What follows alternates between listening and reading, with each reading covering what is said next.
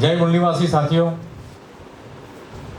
આજે તારીખ 9 ઓક્ટોબર 2021 શનિવાર અને આ જે સ્થળ છે ગાંધીનગરમાં અને પ્રસંગ છે બામસેફના 34મું ગુજરાત રાજ્ય અધિવેશન. અને જે આ કાર્યક્રમ છે એ બામસેફ ભારતીય મૂળનિવાસી સંઘ અને ભારતીય મૂળનિવાસી સાંસ્કૃતિક મંચના સહયોગથી આયોજિત કરવામાં આવ્યો છે. અને અગાઉ જે અત્યારે સ્ટેજ પર બિરાજમાન જે મહાનુભાવો છે અને બીજા પ્રતિષ્ઠિત માણસો આવેલા છે અને બીજા પણ જે આવ્યા છે આપણા મૂળ નિવાસી બહુજન સમાજના વ્યક્તિઓ, એમના વ્યક્તિગત નામ લેવા જઈશ તો ઘણું બધું સમય થઈ જશે, એટલે એ બધાને અભિવાદન કરી અને આજના જે વિષય પ્રમાણે જે વાત કરવાની છે તે મૂળ આજે જે વિષય છે કે ભારતનું બંધારણ અસુરક્ષિત શા માટે, સુરક્ષિત રાખવા માટે બુદ્ધિજીવી લોકોની શું જવાબદારી હોવી જોઈએ. તો આ બાબતે પણ ઘણી બધી વાત થઈ છે, એટલે વાતનું પુનરાવર્તન ન થાય એની કાળજી રાખીશું. તે પહેલી વસ્તુ કે આ જે વિષય અનુરૂપ વિચારો મારા જે રજૂ કરું એના પહેલે આજે 9 તારીખે જોગાનું જોગ આદરણીય જે બહુજન નાયક છે કાંશીરામ સાહેબ, એમની 15મી પુણ્યતિથિ છે, એ અવસરે એમને ક્રાંતિકારી સલામ સાથે હું અભિવાદન કરું છું. અને આજના વિષય પ્રમાણે જો વાત કરવા જઈએ આપણે કે ભારતનું બંધારણ અસુરક્ષિત શા માટે છે, તો એના માટે આપણે બહુ લાંબુ વિચારવું પડે કે ભારતનું સંવિધાન 26મી જાન્યુઆરી 1950ના રોજ લાગુ કરવામાં આવ્યું છે, અમલમાં આવ્યું છે. પણ એ પછી તમે જોવ તો જે લોકો ષડયંત્રકારી લોકો હતા, જે બ્રાહ્મણવાદીઓ કહેવામાં આવે છે, મનુવાદીઓ કહેવામાં આવે છે, એ સદીઓથી ષડયંત્ર કરી અને બહુસંખ્યક જે મૂળ નિવાસી ભારતના જે લોકો છે એને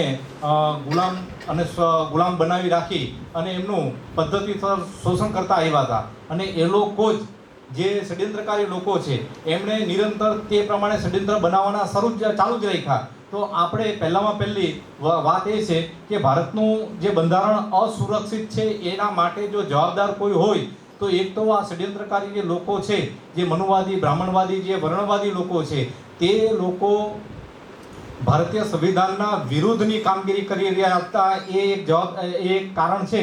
અને બીજું તો જે લોકો બહુસંખ્યક છે, મૂળ નિવાસી બહુસંખ્યક સમાજના લોકો છે, એ લોકો પણ એના માટે એટલા જ જવાબદાર છે. કારણ કે આપણે એકલા હાથે તાળી નથી પડતી. જે શોષકો છે એ સદીઓથી શોષણ કરતા આવ્યા હતા બહુસંખ્યક લોકોનું, તો એ જ શોષકો શું આ સંવિધાન બનવાથી એ સદીઓથી એ લોકોની છે પરંપરા એ છોડી દેવાના છે, એવી જો આપણે આશા રાખીએ તો મને લાગે છે એ આપણે મૂર્ખામી કહેવાય.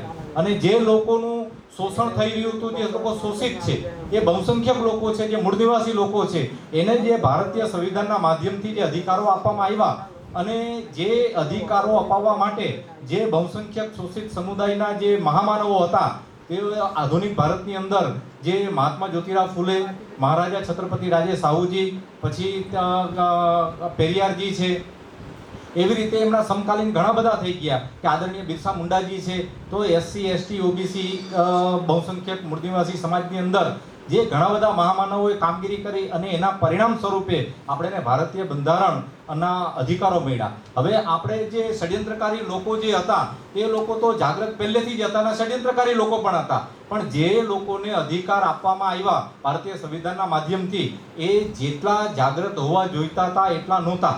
અને એટલા માટે જે વખતે ભારતીય સંવિધાન અમલમાં આવ્યું તે વખતે તમે ષડયંત્રોના દોર શરૂઆત થઈ. કેવી રીતે કે જે જૂના બ્રાહ્મણ શાસ્ત્રો છે, જેને હિન્દુ શાસ્ત્રો કહેવામાં આવે છે, જે બહુસંખ્યક પ્રજાના ખરેખર પતનના કારણો છે એની અંદર, અને એને ભારતીય સંવિધાનના પહેલા એ જે શાસ્ત્રો છે એ જોવાનો અધિકાર શું, એ વાંચવાનો અધિકાર પણ નહોતો બહુસંખ્યક લોકોને. પણ જેવું ભારતીય સંવિધાન અમલમાં આવ્યું એટલે ષડયંત્રકારી લોકોને ખબર પડી ગઈ કે હવે ભારતીય સંવિધાનના અંદર આ બહુસંખ્યક લોકોને અધિકાર આપવામાં આવ્યા છે. જો આ લોકો જે ભૂતકાળના જે શોષિત લોકો છે એ જો આ સંવિધાન વાંચશે તો એના અધિકારો બાબતે એ જાગૃત થશે. એટલે તમે જો પહેલામાં પહેલું ષડયંત્ર આપણા સાથે એ થયું કે જે જૂના થોથા હતા, જે આપણા દસ્તાવેજ છે આપણી ગુલામગીરીના, એ શાસ્ત્રો એ ધર્મશાસ્ત્રોના નામ પર ખુલ્લા મૂકી દીધા અને આપણે એને વાંચવા માટેનો અધિકાર જે ખરેખર તો ભારતીય સંવિધાને આપ્યો છે તો એ આપણા ઘરમાં આવી ગયા. તો આપણા ઘરની અંદર બહુસંખ્યક મૂળ નિવાસી સમાજની અંદર ઘરની અંદર કઈ શાસ્ત્રો આવવું જોઈતું હતું?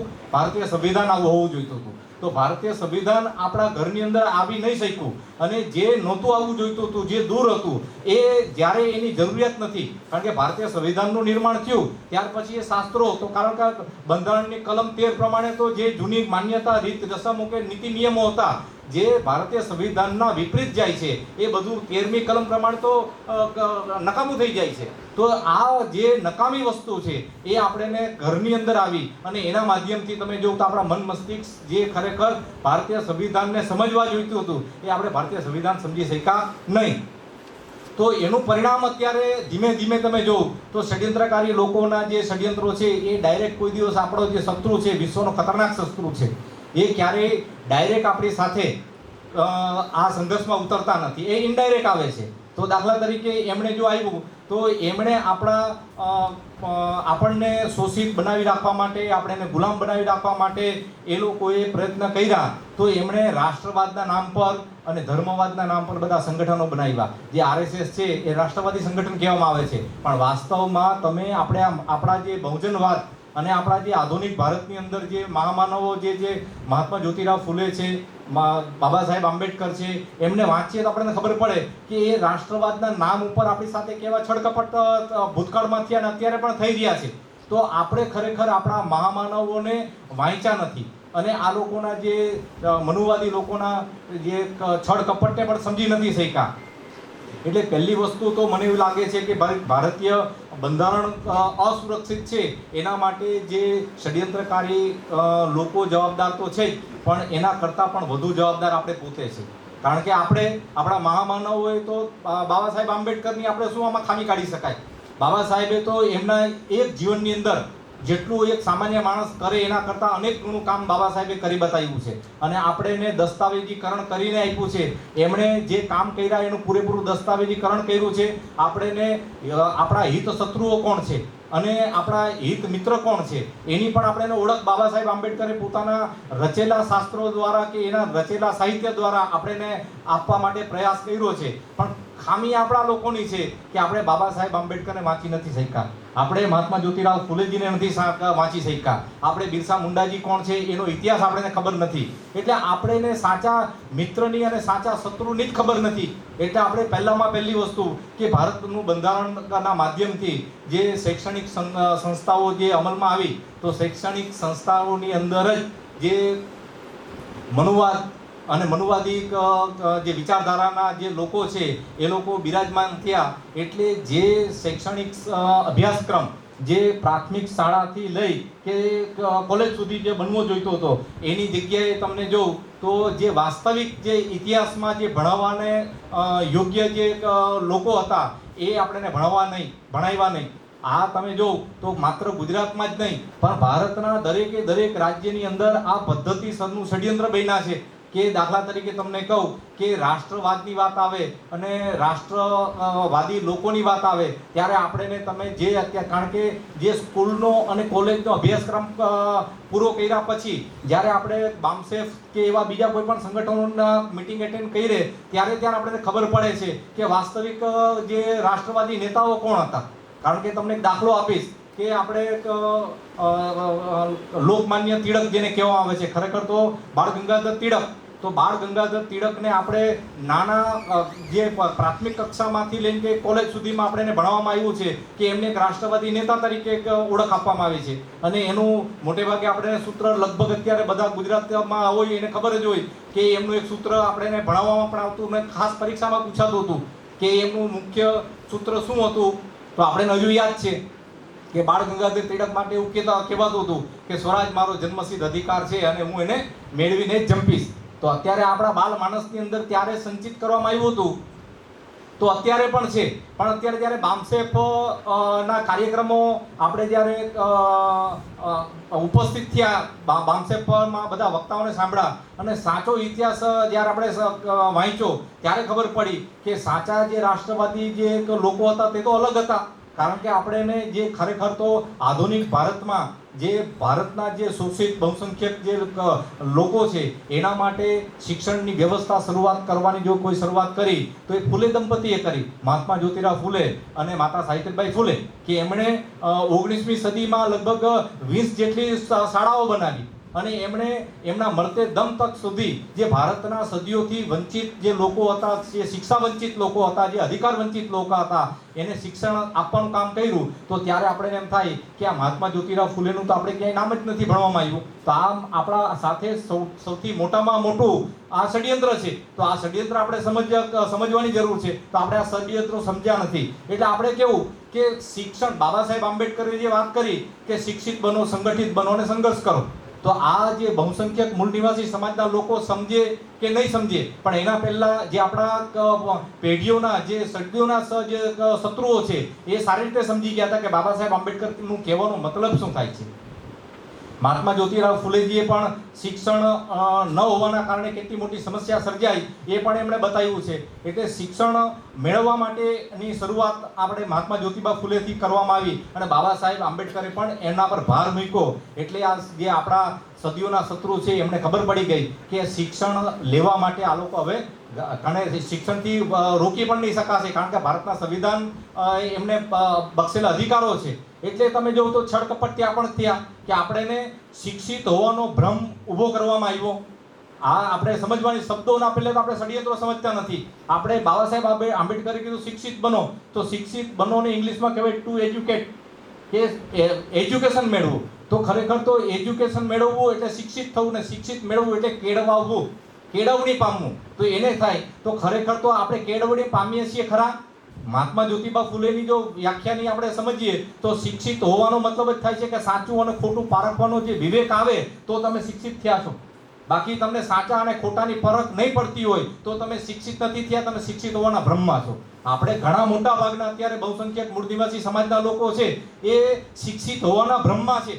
એને ભ્રમ છે કે અમે ડિગ્રી લઈ લીધી એટલે અમે એજ્યુકેટેડ થઈ ગયા છે, પણ નહીં, એજ્યુકેટેડ નથી થયા. એ એજ્યુકેટેડ હોવાના ભ્રમમાં છે. એ ખરેખર તો લિટરેટ થયા છે, એ સાક્ષર થયા છે. તો સાક્ષર જ થયા છે. અને આપણે મોટા ભાગના સાક્ષર થયેલા લોકો એ જીવન આખું એ મરી જાય ત્યાં સુધી એવા જ ભ્રમમાં રહે છે કે આપણે શિક્ષિત થઈ ગયા છે. તો આ શિક્ષિત હોવું અને સાક્ષર હોવું એ આપણે ભેદ નથી સમજી શક્યા. એટલે આ શબ્દના ષડયંત્રો છે. એટલે પહેલામાં પહેલી વસ્તુ તો આપણે આપણા મહામાનવોને સમજવાની જરૂર છે. એક એક શબ્દ સમજવાની જરૂર છે. કે હું ઘણી વખત કહું છું કે ભાઈ કે આપણે દાખલા તરીકે જે કોઈ વાત કરીએ ત્યારે એમ કહીએ કે ભાઈ મહાપુરુષોની વાત આવે ત્યારે હું હંમેશા કહું કે ભાઈ મહાપુરુષો નહીં કહો.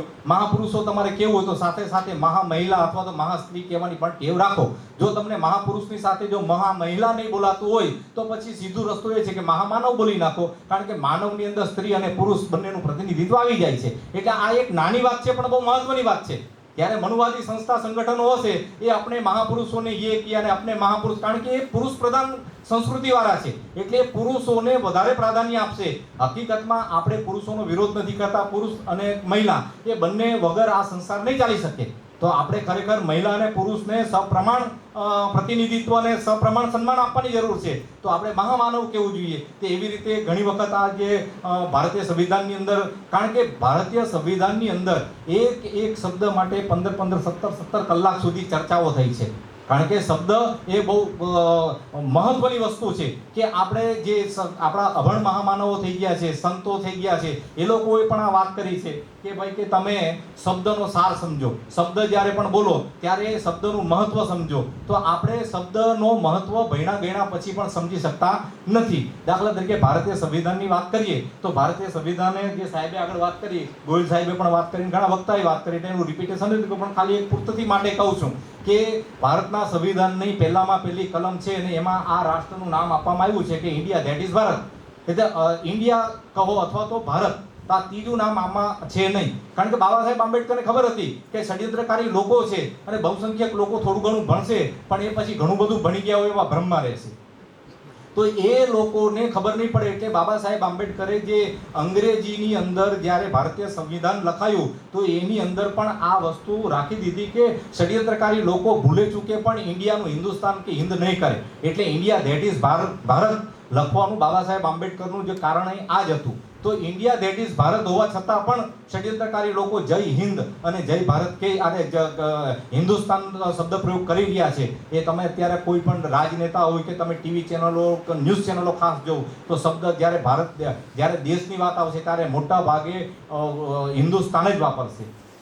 એટલે આ જે શબ્દ છે એવી જ રીતે આપણી સંવૈધાનિક ઓળખ છે. તો સંવૈધાનિક ઓળખમાં પણ આપણે આવશે કે આપણે દાખલા તરીકે વર્ણ વ્યવસ્થાના આધાર પર ડિવાઇડ એન્ડ રૂલ્સની પોલિસીની વાત કરીએ છીએ ત્યારે આપણે મોટે ભાગે એવું ભણવામાં આવે છે કે અંગ્રેજોની ભાગલા પાડો અને રાજ કરો એવી નીતિ હતી, એવી કૂટનીતિ હતી. ખરેખર કૂટનીતિ અંગ્રેજોની હોય તો પછી એને તો અસંખ્ય ભાગમાં આપણે વિભાજિત કરી દીધા હોય, પણ અસંખ્ય ભાગમાં પેટા ભાગમાં જો વિભાજિત કરવાનું જો કોઈ કામ કર્યું હોય તો એ વર્ણ વ્યવસ્થાએ કર્યું છે. વર્ણ વ્યવસ્થા પછી જાતિ વ્યવસ્થાથી ધરવ નહીં થયો તો પેટા જાતિ વ્યવસ્થા ઊભી કરી છે. અને આપણે લોકો હજુ પણ પેટા જાતિમાંથી ઊંચા નથી આવતા અને વાત બહુજન ને મૂળ નિવાસી સમાજની કરીએ છીએ. એટલે આપણે દુશ્મનોને કઈ કહેવાનું, દુશ્મન ક્યારે રોકાવાના નથી. આપણે આત્મમંથન ને મનોમંથન કરવાની જરૂર છે કે આપણે શું કરી રહ્યા છીએ. તો ખરેખર બહુજન સમાજ ને મૂળ નિવાસી સમાજની જો તમારે આપણે વિભાવના અને એ ખરેખર એનું નિર્માણ કરવું છે તો આપણે જાતિ પેટા જાતિ વાત છે જે જાતિ અકસ્માતે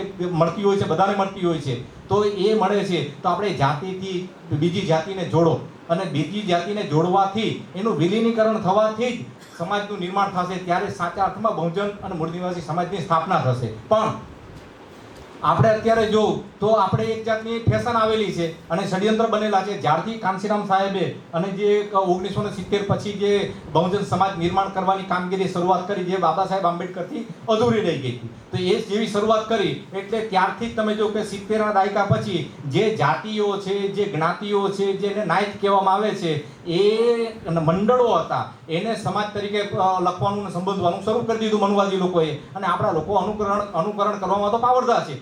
એટલે જેને વણકર જાતિ કહેવામાં આવતી હતી, વણકર જ્ઞાતિ કહેવામાં આવતી હતી, વણકર નાયત કહેવામાં આવતી હતી, એવી રીતે જે રોહિત છે કે બીજી કોઈ પણ આ SC ST OBC ની અંદરની કે એ સિવાયના પણ તમે જો તો જે જાતિઓ છે જેને કાસ્ટ કહેવામાં આવે છે, તો કાસ્ટને આપણે લોકોએ સમાજ તરીકે પ્રબોધવાનું શરૂઆત કરી દીધું, સંબોધન કરવાની શરૂઆત કરી દીધું. તો મને લાગે છે કે આ સૌથી આપણું પતનનું કારણ આપણે પોતે છે કે જાતિને જાતિ જ કહેવાય, કાસ્ટને કાસ્ટ કયો. કારણ કે SC એટલે શિડ્યુલ કાસ્ટ, તો શિડ્યુલ જે કાસ્ટ છે એનું સૂચિ બનાવી છે, તો એમાં ક્યાંક કહેતા સોસાયટી નથી આવતી. તો સોસાયટી નથી તો પછી આપણે સોસાયટી બનાવી, વણકર સમાજની વાડી, રોહિત સમાજની વાડી. એટલે ભાઈ આવું ભોંઠા પડો ને, ભણ્યા ગેણા પછી તમને શરમ નથી આવતી થોડી?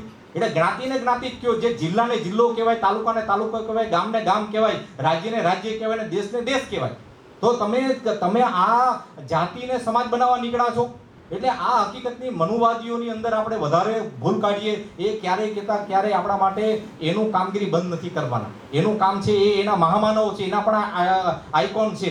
તો એના આઇકોન છે, એના વિચારધારા પ્રમાણે જે લોકો ચાલે છે અને ચાલવાના છે. તો આપણે આપણા વિચારધારા પર, આપણા જે મહામાનવો છે એના વિચારધારા પ્રમાણે ચાલીએ છીએ ખરા?